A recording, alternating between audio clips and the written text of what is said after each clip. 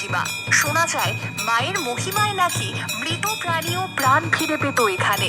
51 সতীপীঠের অন্যতম এই স্থানে মা নাকি জল থেকে উঠে স্বয়ং প্রকট হয়েছিলেন। তমলুকবাসীর কাছে মা আজও তাদের অভিভাবক, আর তাই বছরের পর বছর ধরে মায়ের প্রতিদিনের ভোগে শোল মাছ দিতে ভুল হয় না এতটুকু। চলুন আজ বরং ঘুরে আসি বাংলার বুকে অবস্থিত অলৌকিক কাহিনীতে মোড়া মা বর্গভীমার মন্দির থেকে। তমলুকের অত্যন্ত জাগ্রত এক তীর্থস্থান এই বর্গভীমা মন্দির। শোনা যায় সতীর বাঁ পায়ের গোড়ালি পড়েছিল এই স্থানে। তবে কবে এই মন্দির প্রতিষ্ঠা করা হয় তা নিয়ে আজও বিতর্কের অন্ত নেই। ঐতিহাসিকদের মতে এই মন্দিরটি আসলে একটি বৌদ্ধ সংঘ। পূর্ব ভারতের হিন্দু ধর্মের পুনরুত্থানে বঙ্গদেশের শক্তির আরাধকদের পৃষ্ঠপোষকতায় এটি হিন্দু মন্দিরে রূপান্তরিত হয়, আর সেই হিসেবে এই মন্দির সেন যুগে তৈরি হয়।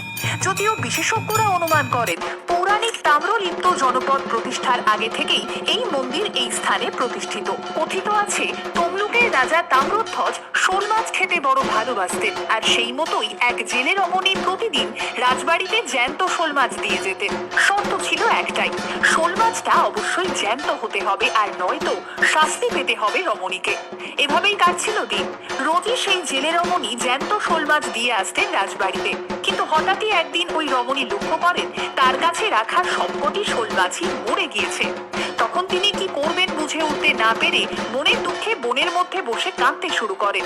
কিছুক্ষণ বাদে সেখানে এসে উপস্থিত হন এক মহিলা। তাকে জিজ্ঞেস করেন কি হয়েছে তার, কেন তিনি এইভাবে কাঁদছেন। তখন জেলে রমণী তার সমস্ত সমস্যার কথা বলেন তাকে। এরপর সেই মহিলা বলেন সামনে কিছুটা এগিয়ে গেলে যে বন পড়বে সেখানে একটি জলের কুণ্ড রাখা আছে।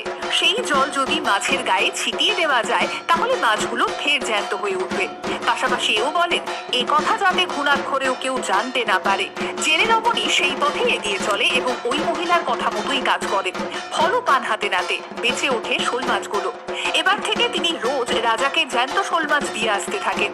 বেশ কিছুদিন বাদে রাজার মনে সন্দেহ জাগে। প্রতিদিন এমনকি অসময়েও একইভাবে জ্যান্ত শোল মাছের যোগান কিভাবে দিয়ে চলেছেন এই জেলে রমণী। রহস্যটা কি তা জানতে সেই রমণীকে ডেকে পাঠালেন রাজা।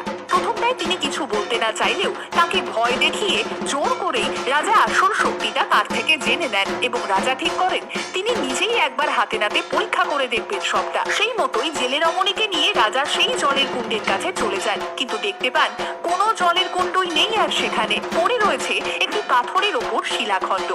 যদিও এই নিয়ে মতান্তর রয়েছে। অনেকেই বলেন রাজা নাকি সেখানে পৌঁছে দেখেন সেই জলের কুণ্ড থেকে উঠে আসছেন স্বয়ং মা বর্গভীমা, আর সেই দিন রাতেই রাজাকে স্বপ্নাদেশ দেন দেবী। তারপর রাজা সেখানেই মন্দির প্রতিষ্ঠা করেন, যা আজ দেবী বর্গভীমার মন্দির রূপে পরিচিত। সেই পাথরের ওপর শিলাখণ্ড আজও দেবী মূর্তি হিসেবেই পূজিত হয়। সেই দিন থেকেই মা বর্গভীমার ভোগের অন্যতম পদ শোল মাছের টক। মন্দিরের পাশেই রয়েছে এক পুকুর। কথিত আছে সেই পুকুরে ডুব দিয়ে যে যা হাতে পেতেন তা মন্দিরের পাশের এক গাছে সুতো দিয়ে বেঁধে দিতেন, জানাতেন মনস্কামনা, আর তাতেই নাকি পূরণ হতো ভক্তের মনোবাঞ্ছা। আজও মনস্কামনা পূরণ হলে ভক্তরা এসে মন্দিরে পুজো দিয়ে যান। অনেক বিপ্লবীরাই এখানে শপথ নিয়েছিলেন যে তারা ধর্মের পথে চলবেন এবং সশস্ত্র বিপ্লবের মাধ্যমে মাতৃভূমিকে পরাধীনতা থেকে মুক্ত করবেন। শোনা যায় সেই সূত্র ধরেই নাকি ভারতের দুই স্বাধীনতা সংগ্রামী নেতাজি সুভাষচন্দ্র বসু এবং ক্ষুদিরাম বসু এই মন্দিরে যাতায়াত করেছিলেন।